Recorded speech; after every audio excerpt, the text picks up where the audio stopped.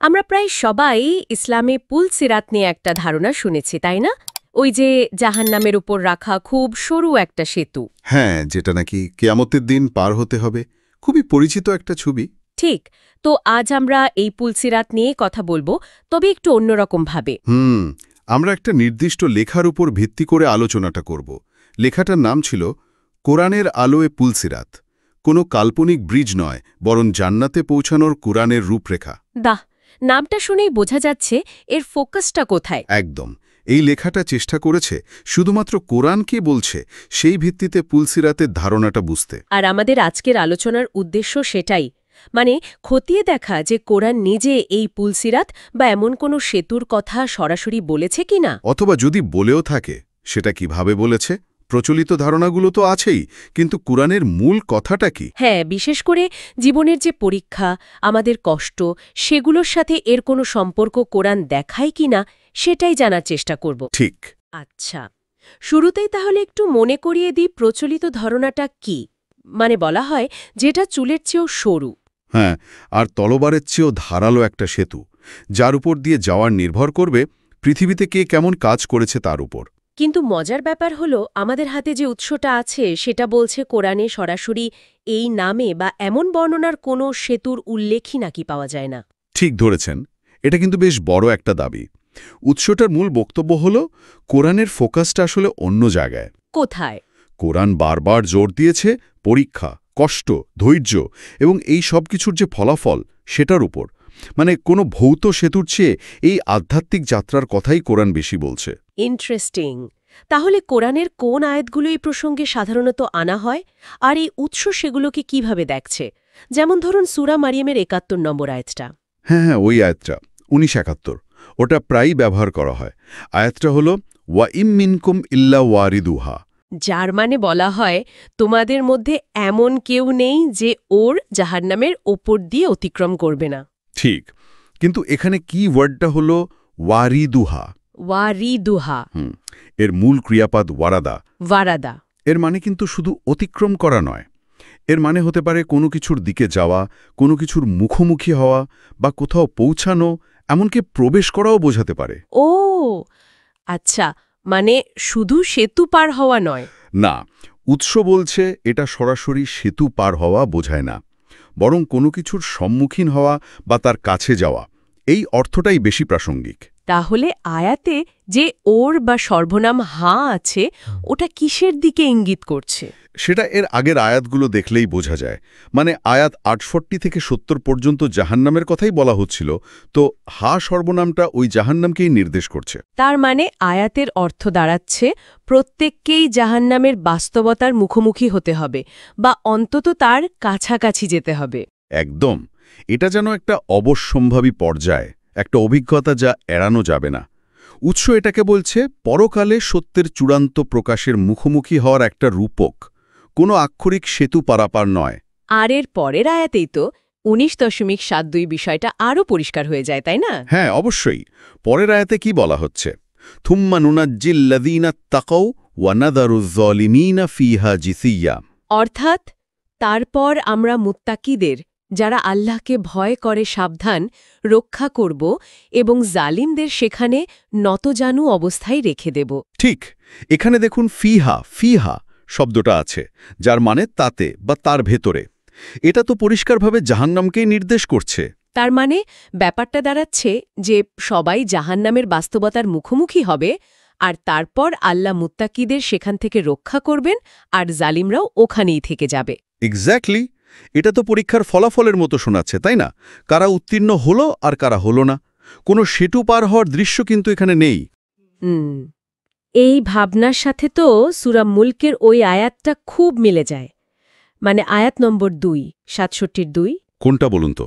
ওই যে, যিনি সৃষ্টি করেছেন মরণ ও জীবন, তোমাদেরকে পরীক্ষা করার জন্য কে তোমাদের মধ্যে কর্মে শ্রেষ্ঠ। বাহ, খুবই প্রাসঙ্গিক পয়েন্ট। এই আয়াতটা তো কোরআনের একটা সেন্ট্রাল থিম। জীবনের উদ্দেশ্যই হল পরীক্ষা। আমাদের সব কিছুই, সুখ, দুঃখ, সাফল্য, ব্যর্থতা, এমনকি মৃত্যু পর্যন্ত সবই এই পরীক্ষার অংশ। ঠিক।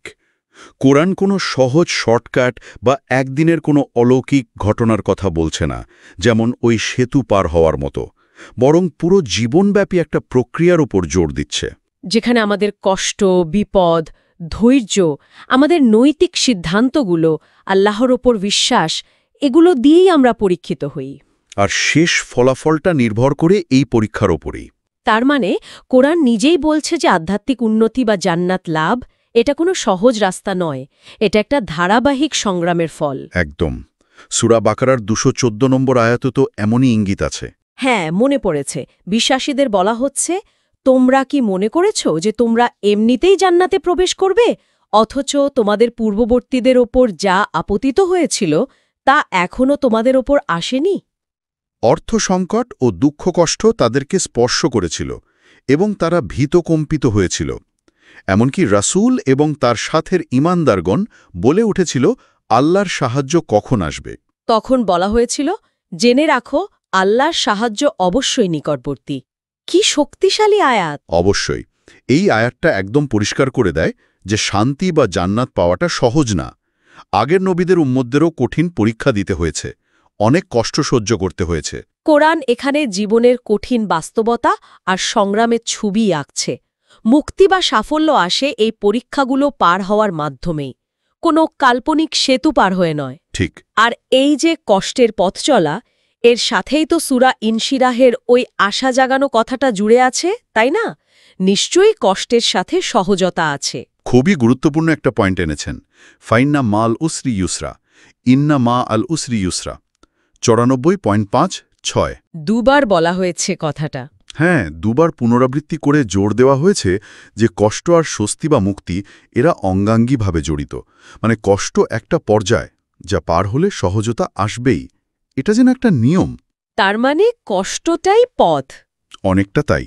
কোরআন এখানে ধৈর্য ধরে কষ্টের মধ্যে দিয়েই মুক্তি পাওয়ার পথ দেখাচ্ছে। উৎস গ্রন্থের মতে এটাই হলো কোরআনের বলা আসল পথ বা রূপক অর্থে সিরাত বা সেতু। কোনো ভৌত কাঠামোর কথা না বলে এই মূলনীতিটাই প্রতিষ্ঠা করছে যে সংগ্রামের পথ ধরেই শান্তি বা পুরস্কার আসে। একদম। কিন্তু একটা প্রশ্ন তো থেকেই যায়, যদি কোরআনে সরাসরি এমন সেতুর কথাই নাই থাকে, তাহলে এই যে চুলের চেয়ে সরু, তলোয়ারের চেয়ে ধারালো সেতুর ধারণাটা এটা এত ছড়ালো কি করে? ভালো প্রশ্ন। উৎস এখানে কয়েকটা সম্ভাব্য কারণের কথা বলেছে। যেমন, প্রথমত, অনেক সময় হয় কি, গভীর বা জটিল কোনো ধর্মীয় বা আধ্যাত্মিক তত্ত্বকে সাধারণ মানুষের কাছে সহজবোধ্য করার জন্য রূপক ব্যবহার করা হয়। আচ্ছা, পুলসিরাত হয়তো সেরকমই একটা রূপক ছিল। বিচার দিবসের ভয়াবহতা বা আমাদের আমলের যে সূক্ষ্ম বিচার হবে সেটার প্রতীক হিসেবে। কিন্তু পরে মানুষ এটাকে আক্ষরিক অর্থে ধরে নিল। হতে পারে সময়ের সাথে সাথে রূপক তার প্রতীকী অর্থ হারিয়ে ফেলে আক্ষরিক অর্থে প্রচলিত হয়ে যেতেই পারে। এটা একটা কারণ হতে পারে।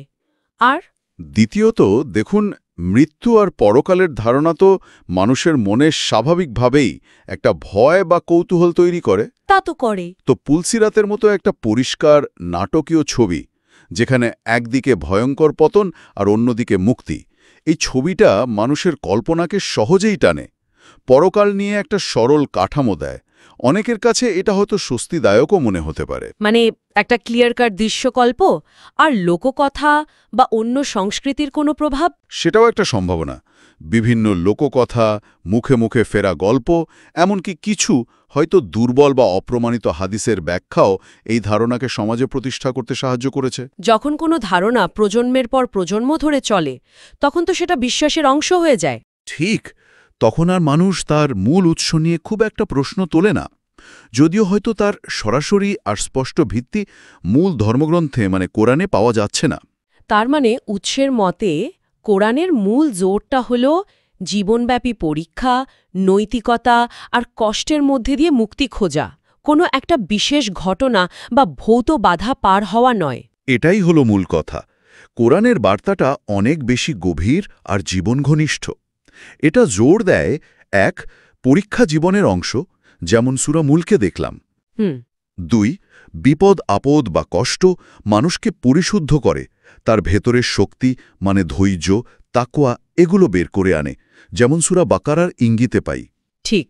আর 3, মুক্তি বা সহজতা আসে সংগ্রাম আর কষ্টের পথ ধরেই, যেমন সূরা ইনশিরাহ বলছে। যদি কোরআন শুধু একটা ভৌত সেতুর ছবি দিত তাহলে হয়তো আমাদের মনোযোগ সেদিকেই চলে যেত। ঠিক, কিন্তু কোরআন গুরুত্ব দিচ্ছে ব্যক্তির আমল, তার আচরণ, নিয়ত, ধৈর্য, আল্লাহর প্রতি বিশ্বাস এবং সারা জীবন ধরে আত্মসমর্পণের ওপর। এই পুরো প্রক্রিয়াটাই মুক্তির পথ। থাকে উৎসের মতে তা কোরআনের মূল বার্তার চেয়ে লোকজ ধারণা বা রূপকের আক্ষরিক ব্যাখ্যা হওয়ার সম্ভাবনাই বেশি। হ্যাঁ, উৎস সেদিকে ইঙ্গিত করছে। আচ্ছা, এই যে প্রচলিত ধারণাগুলো, যেমন পুলসিরাতের এই ছবিটা, এগুলো সমাজে কিভাবে প্রভাব ফেলে? উৎস কি এর কোনো ভালো বা মন্দ দিকের কথা বলেছে? হ্যাঁ, প্রভাবের কথা বললে দুটো দিকই থাকতে পারে। ভালো দিক হয়তো এটা যে পুলসিরাতের মতো একটা ভয়ঙ্কর ছবি কাউকে অন্যায় কাজ থেকে দূরে রাখতে পারে বা পরকালের জবাবদিহিতার কথা মনে করিয়ে দিয়ে ভালো কাজে উৎসাহ দিতে পারে। মানে একটা সাইকোলজিক্যাল ভূমিকা পালন করতে পারে। হ্যাঁ, কিন্তু নেতিবাচক দিকও আছে। সেটা কি? নেতিবাচক দিকটা হলো যদি এই রূপক বা ধারণাটা কোরআনের মূল শিক্ষা থেকে আমাদের মনোযোগ সরিয়ে নেয়, মানে জীবনের আসল পরীক্ষা, সৎকর্ম, তাকওয়া, ধৈর্য, এগুলোর গুরুত্ব যদি কমিয়ে দেয় তাহলেই সমস্যা। বিচারের দিন কোনোভাবে একটা কাল্পনিক সেতু পার হয়ে গেলেই মুক্তি, তাহলে সেটা তো ভুল হবে। একদম, সেটা হবে কোরআনের বার্তার একটা ভুল সরলীকরণ। এতে জীবনের আসল পরীক্ষার গুরুত্ব কমে যাওয়ার ভয় থাকে। উৎস বলছে এই পার্থক্যটা বোঝা জরুরি, যাতে মানুষ পরকালের কোনো একটা কল্পিত ঘটনার ওপর বেশি মনোযোগ না দিয়ে বরং এই জীবনের যে নৈতিক ও আধ্যাত্মিক সংগ্রাম সেটার ওপর বেশি গুরুত্ব দেয়। কারণ কোরআনের মূল শিক্ষা তো এটাই। তাহলে আজকের দিনের পাঠকের জন্য দায়িত্বটা কি? এই যে এত ভিন্ন ভিন্ন ধারণা, এর মধ্যে পথ খুঁজে নেওয়ার উপায় কি? দেখুন, দায়িত্বটা হলো সচেতন হওয়া আর অনুসন্ধিৎসু হওয়া। মানে কোনো ধর্মীয় ধারণা বা বিশ্বাস গ্রহণ করার আগে একটু তার উৎসটা যাচাই করা। কোনটা সরাসরি কোরআন থেকে এসেছে আর কোনটা লোককথা বা দুর্বল বর্ণনা বা শুধু রূপকের আক্ষরিক ব্যাখ্যা, সেটা বোঝার চেষ্টা করা। ঠিক, কোরআনকে বুঝতে হলে তো কোরআনের কাছেই ফিরে যেতে হবে। গভীর মনোযোগ দিয়ে খোলা মন নিয়ে পড়তে হবে। কারো ব্যাখ্যা বা প্রচলিত ধারণাকেই ফাইনাল মনে না করে নিজেই মূল উৎস থেকে জানার চেষ্টা করাটা খুব জরুরি।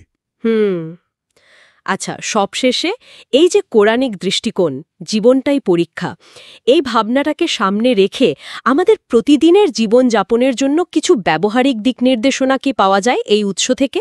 হ্যাঁ, উৎস কিছু বাস্তব পথের দিকে ইঙ্গিত করেছে। যেমন, প্রথমত কষ্টের সময় ধৈর্য ধরা, মানে সবর করা। যখন জীবনে কঠিন সময় আসে তখন হতাশ না হয়ে আল্লাহর সাহায্যের উপর ভরসা রাখা আর সঠিক কাজটা চালিয়ে যাওয়া। বিশ্বাস রাখা যে কষ্টের পরেই স্বস্তি আছে। এটা তো সূরা ইনশিরাহ এর কথাটাই মনে করিয়ে দেয়। একদম। দ্বিতীয়ত, আত্মসমালোচনা করা, মানে বিপদে পড়লে বা যে কোনো পরিস্থিতিতে নিজের কাজ, নিজের উদ্দেশ্য, নিজের নৈতিক অবস্থান নিয়ে একটু ভাবা। ভুল হলে সেখান থেকে শিক্ষা নেওয়া, নিজেকে শোধরানোর চেষ্টা করা। আত্মশুদ্ধি যাকে বলে। হ্যাঁ। তৃতীয়ত, আমাদের আধ্যাত্মিক অনুশীলনগুলো, যেমন নামাজ, রোজা, জিকির, দোয়া, এগুলোকে শুধু নিয়মমাফিক কাজ হিসাবে না দেখা, বরং এগুলোকে আল্লাহর সাথে গভীর সম্পর্ক তৈরির, মনের শান্তি পাওয়ার আর নিজের চরিত্র গঠনের মাধ্যম হিসেবে দেখা। মানে শুধু আনুষ্ঠানিকতা নয়, এর ভেতরের অর্থটা বোঝা। ঠিক। আর চতুর্থত, জ্ঞান ও বিচারবুদ্ধি ব্যবহার করা, মানে যে কোনো প্রচলিত কাহিনী, ব্যাখ্যা বা ধারণাকে কোরআনের মূল বার্তার আলোয় ফেলে বিচার করা। যা কোরআনের মৌলিক শিক্ষার সাথে মেলে তা গ্রহণ করা যেতে পারে, কিন্তু যা সাংঘর্ষিক বা ভিত্তিহীন মনে হয় তা বর্জন করার মতো সাহসও রাখতে হবে। চমৎকার কিছু পয়েন্ট। তাহলে আজকের আলোচনার সারসংক্ষেপ যদি করি, ব্যাপারটা দাঁড়াচ্ছে এই নির্দিষ্ট উৎস অনুযায়ী কোরআন পুলসিরাত নামে কোনো বাস্তব ভৌত সেতুর কথা সরাসরি বলছে না, হ্যাঁ, বরং কোরআন জীবনকে একটা ধারাবাহিক পরীক্ষা হিসেবে দেখাচ্ছে। আর এই পরীক্ষার মধ্য দিয়ে ধৈর্য, নৈতিকতা, ভালো কাজ, আল্লাহর প্রতি বিশ্বাস, এই সব বজায় রাখাকেই মুক্তি বা জান্নাতে পৌঁছানোর আসল পথ বা প্রক্রিয়া বলছে। যথার্থ বলেছেন। কোরআনের দৃষ্টিকোণ থেকে দেখলে মুক্তি বা পুরস্কার পাওয়াটা কোনো একদিনের জাদুকরী ঘটনা নয়, যেমন একটা সরু সেতু পার হয়ে যাওয়া, বরং এটা একটা পুরো জীবনব্যাপী যাত্রা। একদম, যা নির্ভর করে আমাদের কর্ম, আমাদের নিয়ত, আমাদের চেষ্টা, আমাদের ধৈর্য আর আল্লাহর রহমতের ওপর আমাদের আন্তরিক নির্ভরতার ওপর। শেষ করার আগে একটা প্রশ্ন মনে আসছে, এই আলোচনা শোনার পর আমরা কি আমাদের দৈনন্দিন জীবনের ছোট বড় পরীক্ষা বা চ্যালেঞ্জগুলোকেই সেই আসল পুলসিরাত হিসেবে দেখতে পারি, মানে যেগুলো পার হওয়ার মাধ্যমেই আমাদের আধ্যাত্মিক উন্নতি ঘটে? খুব সুন্দর একটা ভাবনা। হয়তো পরকালের কোনো কাল্পনিক সেতুর দুশ্চিন্তা করার চেয়ে এই জীবনের বাস্তব সংগ্রামগুলো ঠিকভাবে মোকাবেলা করার উপরেই আমাদের বেশি মনোযোগ দেওয়া উচিত। এই প্রশ্নটা সত্যি আমাদের ভাবনার খোরাক যোগায়। হতে পারে এই জীবনের প্রত্যেকটা নৈতিক সিদ্ধান্ত, ধৈর্যের প্রত্যেকটা মুহূর্ত, সৎ কাজের প্রত্যেকটা চেষ্টাই আসলে সেই সেতুর একটা ধাপ, যা আমাদের চূড়ান্ত সাফল্যের দিকে নিয়ে যাচ্ছে। এই দৃষ্টিকোণ থেকে দেখলে জীবনের প্রত্যেকটা মুহূর্তই তো খুব গুরুত্বপূর্ণ হয়ে ওঠে। অবশ্যই। এই ভাবনাটা নিয়েই না হয় আজ আমরা শেষ করি। ঠিক আছে, আপনাকে অনেক ধন্যবাদ। আপনাকেও ধন্যবাদ।